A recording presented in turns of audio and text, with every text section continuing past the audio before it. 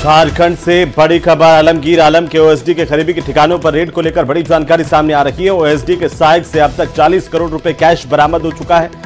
OSD के करीबी मुन्ना के घर से भी 3 करोड़ रुपए बरामद हुए हैं। झारखंड से इस वक्त की सबसे बड़ी खबर। रांची में मंत्री आलमगीर आलम के ओएसडी के करीबियों पर ईडी की छापेमारी फिलहाल जारी है। ओएसडी के सहायक के घर से अब तक 40 करोड़ कैश बरामद हुआ। वहीं ओएसडी के एक और करीबी मुन्ना सिंह के घर से 3 करोड़ रुपए बरामद हुए हैं। नोटों की गिनती अभी भी जारी है। नोट गिनने के लिए कई मशीनें और लाई गई हैं। ये बड़ी जानकारी इस वक्त की।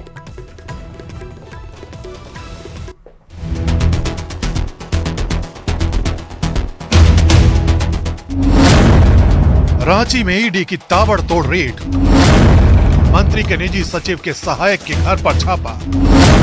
छापेमारी में करोड़ों का कैश जब्त। नोटों की गड्डियों को देखिए। ये करोड़ों का कैश किसी अधिकारी, किसी बड़े कारोबारी के घर से नहीं मिला है, बल्कि ये करोड़ों का कैश एक मंत्री के निजी सचिव के सहायक के घर से बरामद हुआ है। इस दौरान छापेमारी करने पहुंचे ईडी के अधिकारियों की आंखें भी खुली की खुली रह गई। हालात ऐसे हो गए कि नोटों की गिनती के लिए मशीनों को मंगवाना पड़ा। दरअसल नोटों की ये गड्डियां झारखंड सरकार में मंत्री और कांग्रेस के बड़े नेता आलमगीर आलम के निजी सचिव संजीव लाल के सहायक के घर से बरामद हुई है। खबर है कि संजीव लाल के सहायक के घर से 20 करोड़ से ज्यादा का कैश बरामद किया गया है। ये तो बस एक लोकेशन है। इसके अलावा रांची के कई ठिकानों पर ईडी की तरफ से छापेमारी की गई। इस दौरान जांच एजेंसी ने मंत्री आलमगीर आलम के मंत्रालय के मुख्य अभियंता को गिरफ्तार किया है और उनसे पूछताछ की जा रही है। दावा है कि जांच आगे बढ़ने पर इसमें कई बड़े नाम सामने आ सकते हैं, लेकिन इन सब के बीच मंत्री आलमगीर आलम सुर्खियों में आ गए। आलमगीर आलम झारखंड के ग्रामीण विकास मंत्री। इससे पहले आलमगीर आलम हेमंत सोरेन सरकार में मंत्री भी थे। इसके अलावा वो कांग्रेस विधायक दल के नेता हैं। साल 2000, 2005, 2014, 2019 में आलमगीर आलम विधायक बने। इसके साथ ही आलमगीर आलम 2006 से 2009 तक झारखंड विधानसभा के स्पीकर भी रहे हैं। इसके पहले दिसंबर में भी कांग्रेस के राज्यसभा सांसद धीरज साहू के ठिकानों पर करीब 350 करोड़ का कैश बरामद हुआ था। तब कई दिनों तक नोटों की गिनती हुई थी। नोटों की गिनती के दौरान कई मशीनें खराब हो गई थी। कई बड़े बैगों और अलमारियों में करोड़ों का कैश देखकर दुनिया सन्न रह गई थी। तब इस मामले पर काफी सियासत भी हुई थी। प्रधानमंत्री मोदी ने भी धीरज साहू के बहाने कांग्रेस पर बड़ा हमला बोला था। लेकिन अब एक बार फिर झारखंड में करोड़ों के कैश की तस्वीर के बाद सियासी पारा हाई होना तय है।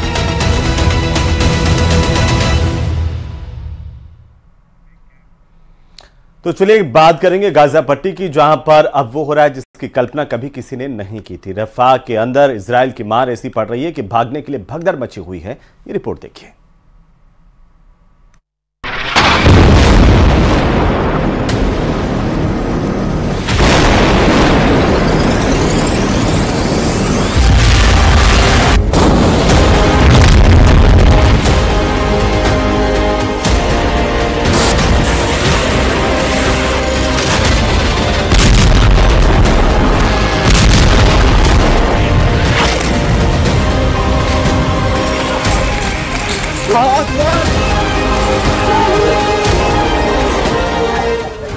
गाजियापट्टी में अब वो हो रहा है जिसकी कल्पना कभी किसी ने नहीं की थी।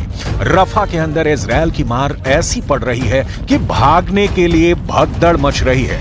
लेकिन इजराइल के रफा ऑपरेशन के बीच एक ऐसी खबर आई है जिसकी चर्चा अमेरिका, यूरोप, एशिया के तमाम इंटरनेशनल अखबारों में बहुत हैरानी के साथ की जा रही है।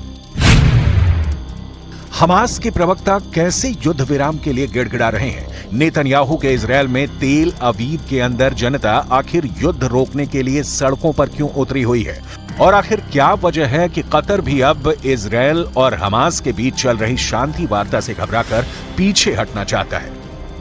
रफा और गाजा पट्टी के अंदर भूखमरी कैसे लोगों को मार रही है, किस तरह से गाजा पट्टी के अंदर जमीन के अंदर 10,000 लाशों ने सड़ना शुरू कर दिया है, ये सारी भयावह घटनाएं हम आपको इस खास रिपोर्ट में दिखाने वाले हैं। लेकिन सबसे पहले हम चर्चा करेंगे हमास के उस खतरनाक क्रूर करतूत की, जिसने फिलिस्तीन के लोगों और हमास के समर्थकों को भी हमास से नफरत करने के लिए मजबूर कर दिया है। दरअसल फ्रांसीसी अखबार ले मोंडे ने यह दावा किया है कि गाजा पट्टी के अंदर हमास के लड़ाकों ने बैंकों की लूट शुरू कर दी है। हमास के लड़ाकों ने पूरे गाजा पट्टी के अंदर मौजूद तमाम बैंकों की तिजोरियों को खाली कर दिया है। किसी भी देश के सिस्टम पर वहां के नागरिकों को बहुत भरोसा होता है। लोग अपनी जमा पूंजी सरकारी बैंकों में जमा करते हैं कि सरकार के हाथ में उनका धन सुरक्षित है। लेकिन जिस गाजा पट्टी में हमास की सरकार युद्ध से पहले चल रही थी, उसी सरकार के लड़ाकों ने बैंकों की लूट करके गाजा पट्टी के लाखों लोगों की पीठ में छुरा घोंप दिया है। आखिर हमास इतनी भारी लूट क्यों कर रहा है?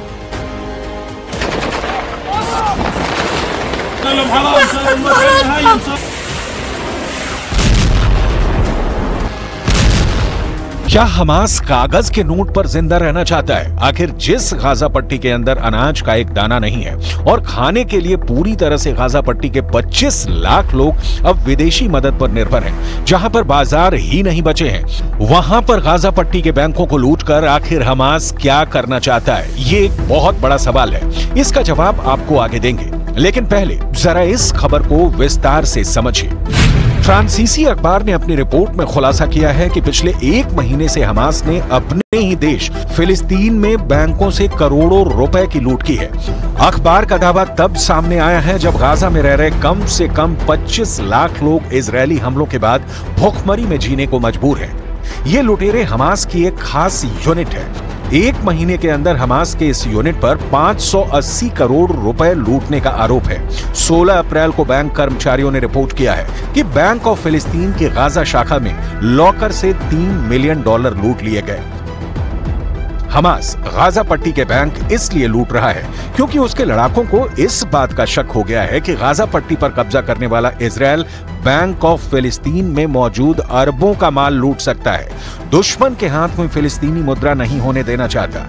दूसरी तरफ ऐसी भी फोटो दुनिया में चर्चा बटोर रही है जिसमें इजराइल के सैनिक गाजा पट्टी में गहने लूटते हुए नजर आ रहे हैं। दूसरी तरफ इजिप्ट की राजधानी काहिरा के अंदर एक शांति वार्ता चल रही थी, जिसमें इजराइल को युद्ध विराम के लिए तैयार करने की कोशिश की जा रही थी। लेकिन यह बहुत भारी विडंबना है कि एक तरफ इजराइल शांति वार्ता के लिए मीटिंग में शामिल था और दूसरी तरफ रफा के अंदर मौजूद 15 लाख फिलिस्तीनियों के खिलाफ ऑपरेशन भी चला रहा था। रफा के अंदर इतना भारी खून खराबा दिख रहा है कि हमास के प्रवक्ता ओसामा हमदान, जो कि गाजा पट्टी के अंदर नहीं बल्कि गाजा पट्टी से दूर खाड़ी देशों में रहते हैं, अमेरिका के सामने शांति वार्ता की समझौते की भीख मांग रहे हैं। उनकी पूरी अकड़ इजराइल ने निकाल कर रख दी है। इसका अंदाजा इस बात से लगता है कि ओसामा हमदान अमेरिका से गारंटी मांग रहे हैं कि रफा के अंदर ऑपरेशन रोक दिया जाए और संघर्ष विराम हो।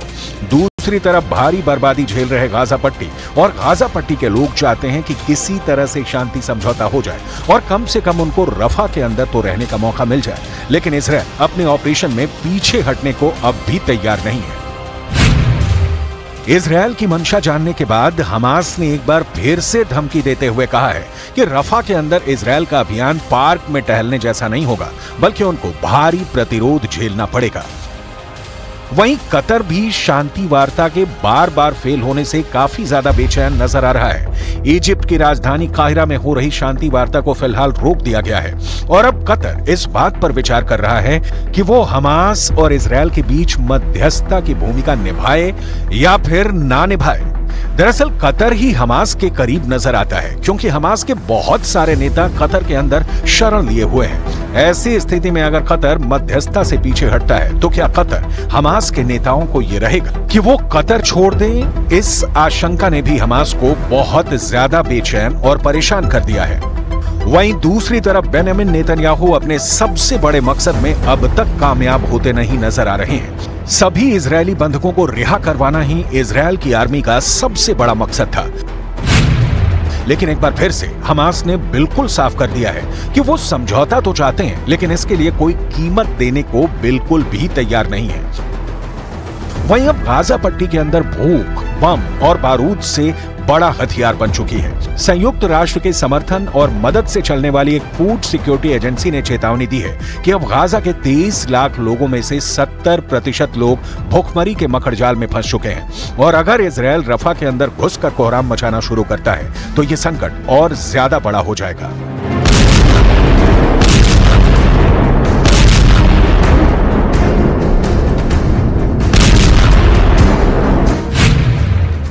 गाजा पट्टी के दक्षिणी इलाके रफा के अंदर इस वक्त 14 लाख फिलिस्तीनी शरण दिए हैं। रफा का क्षेत्रफल 64 वर्ग किलोमीटर है और यहाँ 64 वर्ग किलोमीटर में 14 लाख फिलिस्तीनी रह रहे हैं। इसका मतलब ये हुआ कि यहाँ 1 वर्ग किलोमीटर में 21,875 लोग रह रहे हैं, यानी यहाँ पर 1 वर्ग मीटर में 22 लोग रह रहे हैं। और अगर बारीकी से देखें तो यहाँ पर एक आदमी के रहने के लिए सिर्फ 5 वर्ग सेंटीमीटर जमीन है, यानी ये दुनिया का सबसे ज्यादा जनसंख्या घनत्व वाला इलाका है। ऐसी जगह पर अगर एक पटाखा भी फट जाए तो भगदड़ मच सकती है, लेकिन इतनी बड़ी इंसानी आबादी पर इजरायल 2000 किलो के बम गिरा रहा है।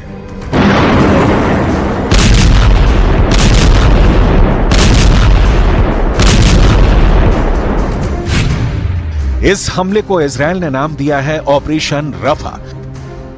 रफा में इस वक्त हर तरफ धुआं ही धुआं नजर आ रहा है।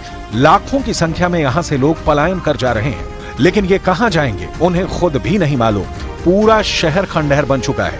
रहने के लिए यहां टेंट के अलावा कुछ भी नहीं है। पूरा इलाका नर्क है। पीने के लिए पानी नहीं है। खाने के लिए विदेशी मदद ही एकमात्र सहारा है।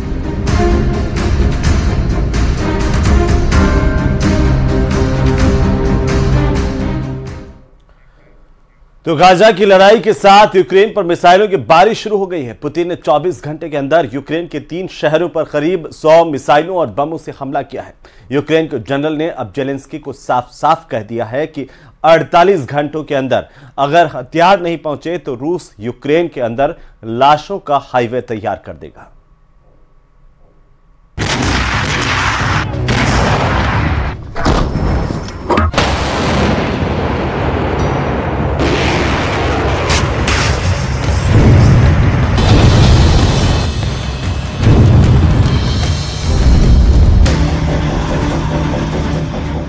रूस के रक्षा मंत्री ने इस नई हैवी मशीन गन को देखकर बता दिया है कि यूक्रेन के कौन से टारगेट अब खत्म होने वाले हैं।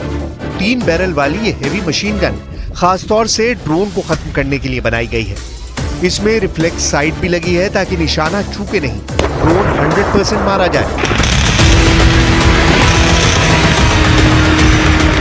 डिफेंस मिनिस्टर सर्गेई शोइगु ने वो ड्रोन भी देखा जो खासतौर से ग्रेनेड ड्रॉप करने के लिए तैयार किया गया है। इसके बाद रूस के कमांडर्स की वो मीटिंग हुई जिसमें यूक्रेन को बहुत बड़ा शॉक दिया जाने की तैयारी हुई। मई 2024 यूक्रेन के लिए वो आफत लेकर आया है जिसका सामना ज़ेलेंस्की ने अभी तक नहीं किया है। यूक्रेन को डर है कि मई 2024 में रूस ने उसके 100 टुकड़े करने का प्लान बना लिया है। खतरा इतना बड़ा है कि यूक्रेन के जनरल की तरफ से होश खो देने वाला बयान आ रहा है। यूक्रेन के कमांडर ओलेक्जेंडर सिरिस्की ने पैनिक बटन दबा दिया है। जनरल सिरिस्की ने कहा है कि रूस पूरी फ्रंट लाइन पर आग बरसा रहा है। सबसे बड़ा खतरा उस फ्रंट को है जहां कुछ दिन पहले ज़ेलेंस्की ने दौरा किया है। ट्रेंच में घूमकर ज़ेलेंस्की ने देखा कि रूस की फौज कितनी दूरी पर खड़ी हुई है। ये डोनेट्स्क के आसपास का फ्रंट है और यहीं करीब में ही चशीव यार इलाके के 3 तरफ रूस की फौज ने घेरा डाल लिया है। अब इस इलाके में यूक्रेन के कमांडर ने दबी जुबान में बता दिया है कि रूस से बचना आसान नहीं होगा।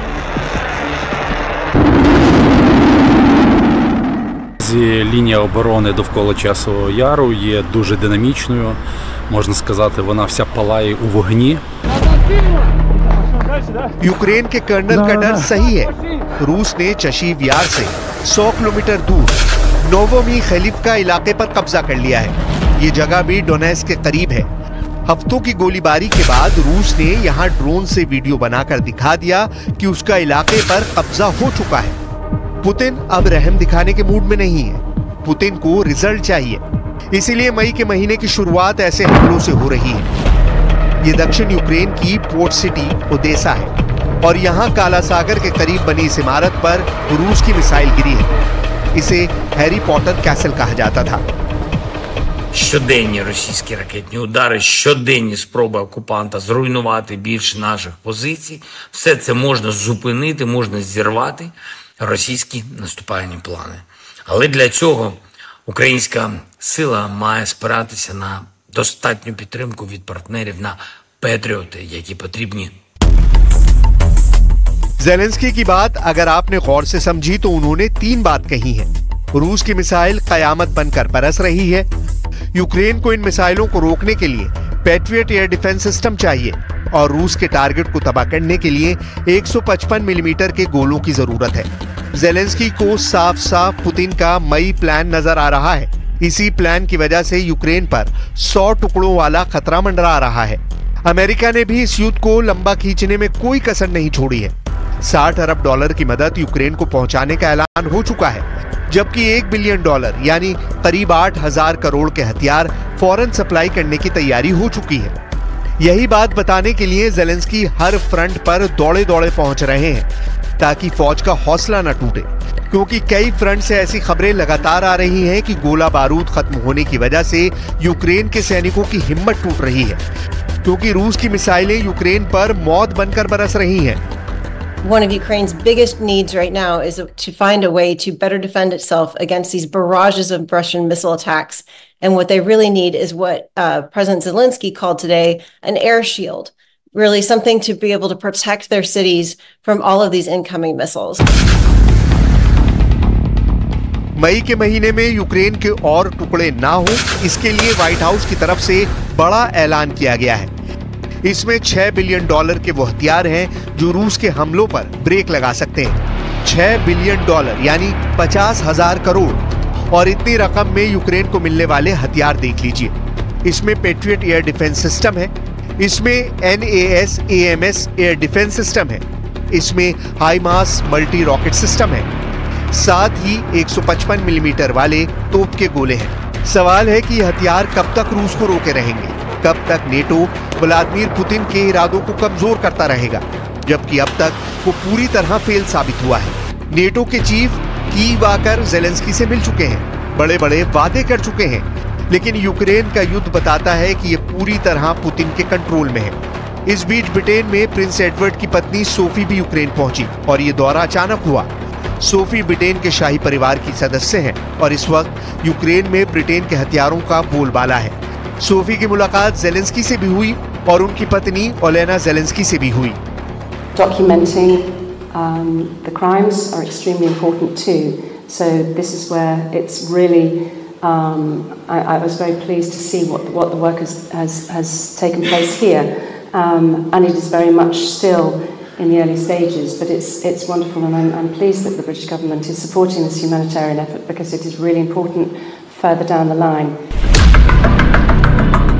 इस वीडियो में आप ज़ेलेंस्की का महल भी देख सकते हैं। इस युद्ध की सबसे खास बात यही है कि ज़ेलेंस्की का महल यानी यूक्रेन का राष्ट्रपति भवन अब तक महफूज है। सवाल है कि क्या पुतिन वाकई इसे टारगेट करने में फेल रहे हैं या वो इस पर हमला ही नहीं करना चाहते।